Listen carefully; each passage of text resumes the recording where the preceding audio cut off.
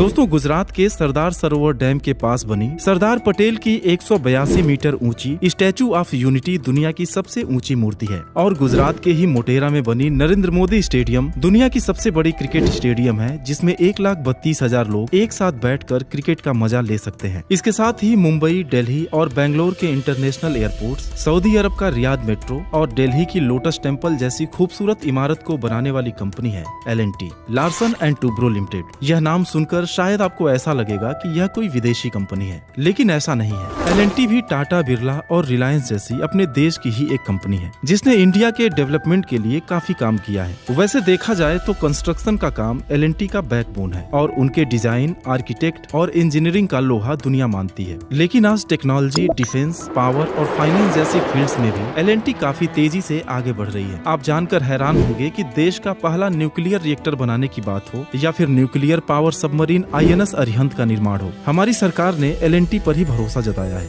यहाँ तक कि मंगलयान और चंद्रयान प्रोजेक्ट भी L&T के सपोर्ट के बिना पूरा नहीं हो सकता था। आज की हमारी इस वीडियो में भी हम L&T के ही बिजनेस एम्पायर और सक्सेस जर्नी के बारे में जानने वाले हैं। दोस्तों, L&T के स्टोरी की शुरुआत 1934 में हुई, जब डेनमार्क की एक मशीन बनाने वाली कंपनी ने एक civil engineer Soren Kristian Toubro और एक chemical engineer Henning Holck Larsen को एक सीमेंट कंपनी के इंस्टॉलेशन और मर्जर के सिलसिले में इंडिया भेजा। दरअसल लार्सन एंड टूब्रो दोनों कॉलेज फ्रेंड्स थे। जब 1939 में सेकेंड वर्ल्ड वॉर शुरू हुआ तो डेनमार्क पर जर्मनी का कब्जा हो गया और ये दोनों दोस्त वापस नहीं लौट सके। इंडिया में ही रिफ्यूजी की तरह रहने लगे और यहीं रुककर कोई बिजनेस स्टार्ट करने का फैसला लिया। लेकिन उनके पास ज्यादा पैसे तो बचे नहीं थे, इसलिए मुंबई में एक छोटे से रूम से उन्होंने एक पार्टनरशिप फर्म के रूप में L&T की शुरुआत की, जिसे 1946 में एक प्राइवेट लिमिटेड कंपनी में कन्वर्ट कर दिया गया। चूँकि इंडिया में भी अंग्रेजों का शासन था, इसलिए हम ज्यादातर सामानों के लिए यूरोपियन कंट्रीज पर ही निर्भर थे। लार्सन एंड टूब्रो इंडिया की जरूरतों को अच्छी तरह से समझते थे और बिजनेस कैसे करना है ये भी उनको अच्छी तरह से पता था। वे कई यूरोपियन कंट्रीज के एजेंट बन गए और लोगों के रिक्वायरमेंट्स के हिसाब से सामान का इंपोर्ट करने लगे। डेनमार्क से भी डेयरी से रिलेटेड इक्विपमेंट्स मंगाकर वह इंडिया में सप्लाई करते थे। वार का समय था, जिसकी वजह से काफी सारे शिप्स डैमेज हो गए थे, जिनके मरम्मत की जरूरत थी। लार्सन एंड टूब्रो को इसमें भी एक मौका दिखा और छोटा सा वर्कशॉप खोलकर शिप रिपेयरिंग का काम भी शुरू कर दिए। लेकिन इस काम को उन्होंने अपने कोर बिजनेस के साथ मर्ज नहीं किया, बल्कि इस ऑपरेशन को हैंडल करने के लिए उन्होंने हिल्डा लिमिटेड नाम की एक सेपरेट कंपनी बना दी। माना जाता है कि टाटा ने ही L&T को इंस्टॉलेशन के फील्ड में उतरने का मौका दिया था, जिससे उनकी किस्मत बदल गई। दरअसल टाटा ने किसी जर्मन कंपनी को एक सोडा ऐश यानी कि वॉशिंग सोडा प्लांट लगाने का ऑर्डर दिया था, लेकिन वर्ल्ड वार की वजह से जर्मन इंजीनियर्स ने इस प्रोजेक्ट को छोड़ दिया और टाटा ने इसी काम को L&T को सौंप दिया था। अब L&T के हिसाब से तो यह एक बड़ा काम था और उससे भी बड़ी बात यह थी कि उन्हें टाटा ग्रुप के साथ काम करने का मौका मिल रहा था। उन्होंने इस मौके का पूरा फायदा उठाया और अच्छी क्वालिटी के साथ इस प्रोजेक्ट को समय से पहले ही पूरा करके दे दिया। पूरे देश में L&T की तारीफ होने लगी और उन्हें और भी प्रोजेक्ट्स मिलने लगे। दोस्तों, L&T ने सिविल कंस्ट्रक्शन को फर्स्ट प्रेफरेंस पर रखा और इंजीनियरिंग कंस्ट्रक्शन एंड कॉन्ट्रैक्ट्स यानी कि ECC के नाम से एक अलग सब्सिडरी बना दी, जो आज भी L&T की मेन कंस्ट्रक्शन डिवीजन है। और ECC के द्वारा बनाए गए पहले पुल की कहानी बड़ी ही दिलचस्प और फिल्मी है। दरअसल 1957 में एक अमेरिकन प्रोड्यूसर सैम स्पीगल की एक फिल्म आई थी, the bridge on the river Kwai. असल में उस फिल्म में दिखाए गए लकड़ी के पुल को बनाने का कॉन्ट्रैक्ट ECC को मिला था, जिसे बनाने में लगभग 8 महीने का समय लगा और इस पुल को डायरेक्टर डेविड लिन की टीम द्वारा उड़ाने में सिर्फ 30 सेकंड का समय लगा। शुरुआत में इस पुल को बनाने का बजट 8 लाख रुपए था, लेकिन इस पर 16 लाख रुपए खर्च हो गए। और जब सैम स्पीगल ने एक्स्ट्रा लगे पैसे का पेमेंट करने से मना कर दिया, तब सोरेन टूब्रो को समझौते के लिए श्रीलंका जाना पड़ा। लेकिन सैम स्पीगल उन पर भी चिल्लाने लगे और बोले कि एक पैसा एक्स्ट्रा नहीं मिलेगा। तब टूब्रो ने बड़े प्यार से बोला कि तब आप क्लाइमेक्स के लिए पुल को उड़ा भी नहीं पाएंगे और कोर्ट का स्टे ऑर्डर उन्हें पकड़ा दिया। कुछ दिन तक शूटिंग रुकी रही और अंत में हार मानकर सैम स्पीगल ने पूरा पेमेंट किया। और जानते हैं दोस्तों, इस फिल्म ने ऑस्कर अवार्ड जीता और 1957 की हाईएस्ट ग्रॉसिंग फिल्म बनी। भारत में कामयाबी को देखकर देश विदेश की बड़ी बड़ी कंपनीज L&T के साथ काम करना चाहती थी। आजादी के बाद कंपनी ने अपना एक्सपेंशन करते हुए कोलकाता, चेन्नई और दिल्ली में भी अपना ऑफिस शुरू कर लिया और 1950 में मुंबई के पवई इलाके में IIT मुंबई की स्थापना के लिए जब सरकार ने जमीन एक्वायर किया तो L&T ने भी आसपास के जंगल का खाली पड़ा 55 एकड़ जमीन खरीद लिया। चारों तरफ दलदल और कूड़े का अंबार था, लेकिन जब L&T ने उस एरिया को डेवलप करना शुरू किया तो सैकड़ों लोगों को रोजगार मिला और आज पवई की दशा बिल्कुल बदल चुकी है। 1950 में ही L&T एक पब्लिक कंपनी बन गई और कुछ दिनों बाद मुंबई ऑफिस को बलार्ड स्टेट के ICI हाउस शिफ्ट कर दिया गया, जिसे बाद में L&T ने ही खरीद कर अपना हेडक्वार्टर L&T हाउस बना दिया। 1965 में लार्सन और टूब्रो के डेडिकेशन को देखकर डॉक्टर होमी भाभा ने उनसे न्यूक्लियर रिएक्टर को बनाने में सपोर्ट करने के लिए कहा। हालांकि उस दौर में न्यूक्लियर रिएक्टर बनाना घाटे का सौदा था, लेकिन देश की जरूरत को देखते हुए L&T ने फर्स्ट न्यूक्लियर रिएक्टर का निर्माण किया और 70 के दशक में विक्रम साराभाई ने L&T को इसरो के साथ काम करने का मौका दिया। इस तरह L&T देश की न्यूक्लियर और स्पेस प्रोग्राम के साथ भी जुड़ गई और 1985 आते आते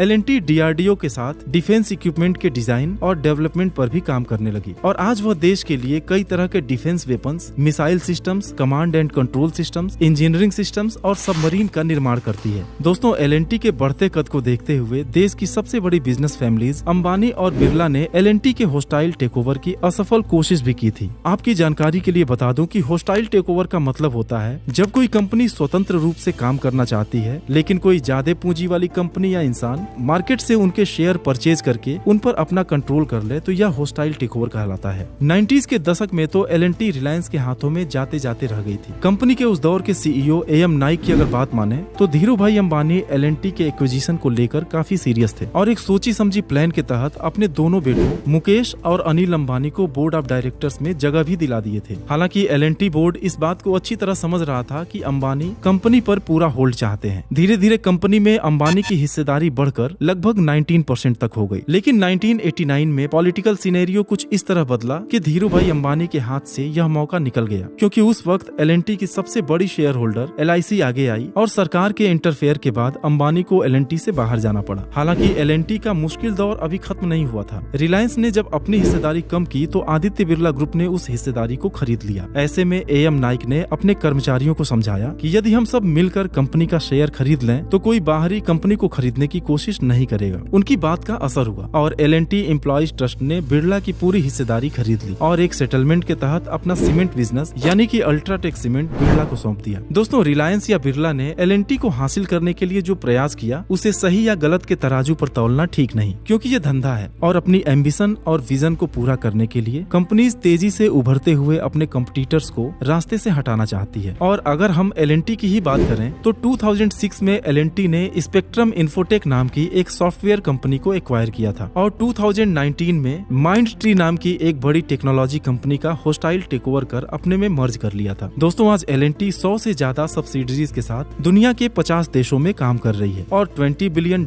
के रेवेन्यू के साथ ही 3 लाख से ज्यादा लोगों को रोजगार देती है। इंडियन गवर्नमेंट $5 ट्रिलियन के GDP का जो टारगेट लेकर काम कर रही है वह इंफ्रास्ट्रक्चर, इन्वेस्टमेंट और मैन्युफैक्चरिंग के दम पर ही पूरा हो सकता है, जिसका सबसे अच्छा एग्जाम्पल चाइना है, जो पिछले 30 सालों में ही हमसे 5 गुना आगे निकल गया। लेकिन आज दुनिया भर में चीन के खिलाफ बने सेंटीमेंट का फायदा L&T हमें दिला सकती है, क्योंकि दुनिया भर के बड़े बड़े प्रोजेक्ट्स को सक्सेसफुली कंप्लीट करके उन्होंने अपने आप को साबित किया है। अब दोस्तों, लार्सन एंड टूब्रो के बिजनेस एम्पायर को एक वीडियो में समेटना बहुत ही मुश्किल है, लेकिन वीडियो के आखिर में L&T द्वारा कंप्लीट किए गए कुछ प्रोजेक्ट्स को देख लेते हैं।